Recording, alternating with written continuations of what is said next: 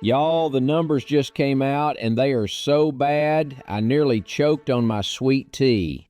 We are talking about the single most financially destructive casting decision in the history of the Walt Disney Company. 1 year ago this month, Snow White hit theaters. And now, thanks to financial filings out of the United Kingdom, we finally know the full, ugly, gut-punching truth about just how bad the damage actually was. Not $115 million lost, not $140 million. The real number, confirmed through UK film credit law that forces studios to show their cards, is $170 million gone. Poof, into thin air. And that number does not even include the marketing budget, which by most estimates was somewhere between $100 and $150 million on top of that.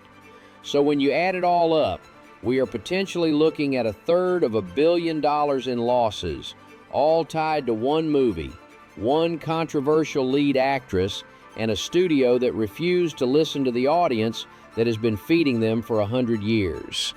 The total production budget for Snow White, confirmed through those same UK filings, was $336 million. Disney got about $65 million back in British government tax incentives.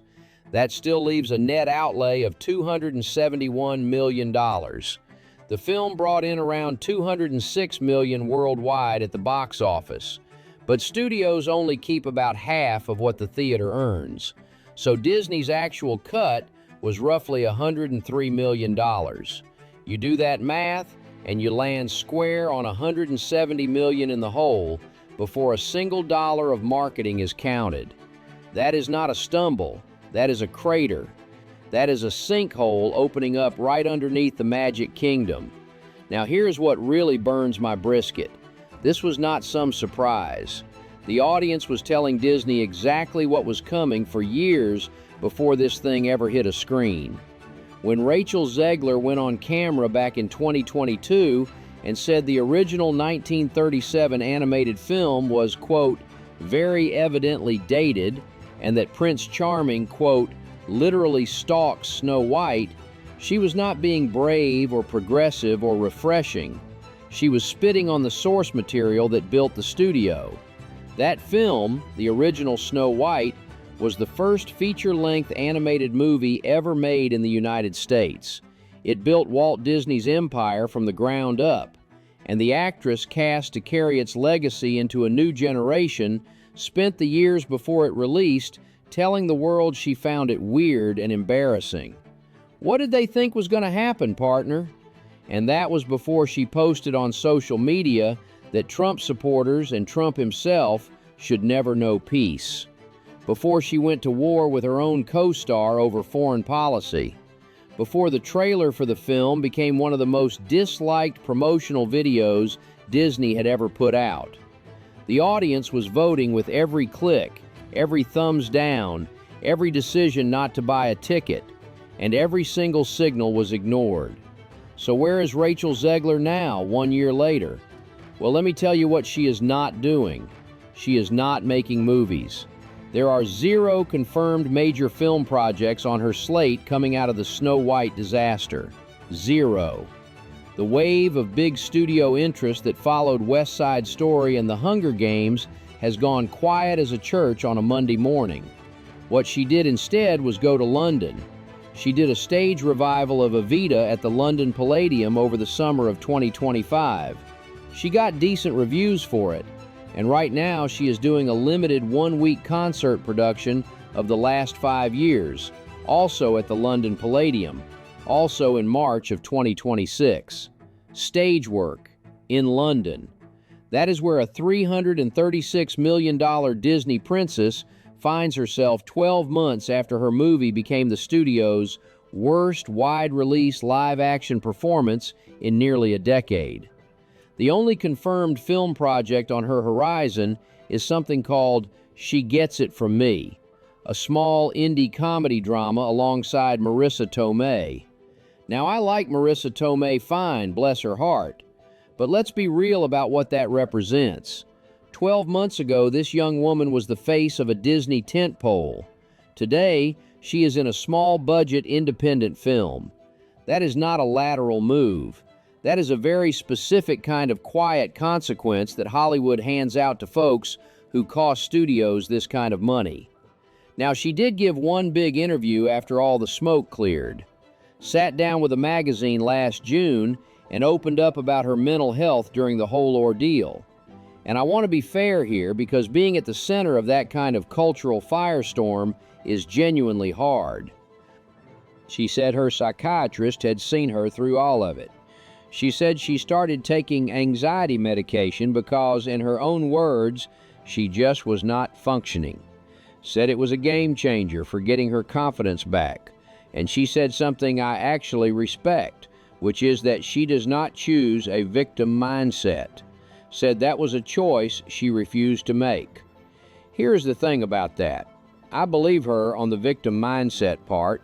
She does not seem to be sitting in a corner crying about it. She kept working. She got on stage in London and performed her tail off by all accounts. And if somebody needs a psychiatrist and anxiety medication to get through something hard, well, that is between them and the good Lord and their doctor. But here is what she did not say in that interview. She did not say she understood why the audience reacted the way they did. She did not acknowledge that maybe calling the source material weird or wishing ill on tens of millions of American moviegoers had any connection whatsoever to what happened at the box office. The self-reflection stopped right at the edge of anything that might require her to say the words, "I was wrong about that." And the numbers keep coming, y'all. Back in January of 2026, the Razzie nominations dropped, and Snow White led the field with 6 nominations, tied for the most of any film that year. Worst Picture, Worst Remake, Worst Director, Worst Screenplay, Worst Supporting Actor for the 7 artificial CGI dwarfs, Worst Screen Combo, also the 7 dwarfs. 6 nominations. And the winners get announced on March 14th, the day before the Oscars. That is 9 days from right now. This thing ain't even done yet. The industry's most public ceremony for cinematic failure is still coming down the road like a freight train with no brakes. Let me put that in context for you because it matters. Snow White was nominated as the worst remake of the year. That means the people who sit down and vote on the very worst of Hollywood looked at everything that came out in 2025 and said, yes, this is the one that disgraced the legacy of its source material the most.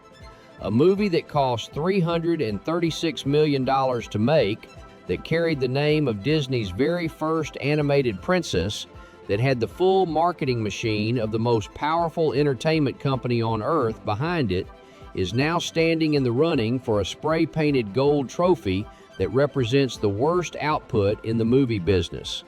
That is a fall that ought to make every executive at that studio lie awake at night. Now, some folks in the media want to tell you that the audience is to blame for this, that the people who chose not to go see it were motivated by something ugly. And I understand that is a comfortable story for people who do not want to reckon with the alternative. The alternative being that audiences are smart, that they can smell inauthenticity from a mile down a county road, and that when the lead actress of your film spends 2 years telling the world she does not respect the thing she was hired to represent, people are going to stay home. That is not bigotry. That is common sense. The real lesson of this whole saga, the thing that a full year of distance makes crystal clear, is that Hollywood still has not figured out that audiences are not a problem to be managed. They are not a constituency to be educated. They are not wrong for wanting a movie that honors the thing they already loved. When you hire somebody to carry a beloved piece of cultural history forward, and that somebody treats the original like a relic to be apologized for, you do not get to be surprised when the people who love the original stay home. You do not get to call that a boycott driven by bad intentions. That is just gravity, partner. What goes up without the audience underneath it comes back down hard. 1 year later, Snow White is in the running for worst film of the year. The actress who starred in it is doing stage shows in London. The studio is out somewhere between $170 and $300 million, depending on how you count the marketing spend. And the Razzie ceremony is 9 days away. Some fairy tales do not have happy endings, and this one ended somewhere around the third weekend in March of 2025 when the box office numbers came back and the whole thing collapsed like a wet cardboard box in a Texas rainstorm. The mirror on the wall told Disney the truth a long time before they were willing to hear it. They just did not like what it had to say.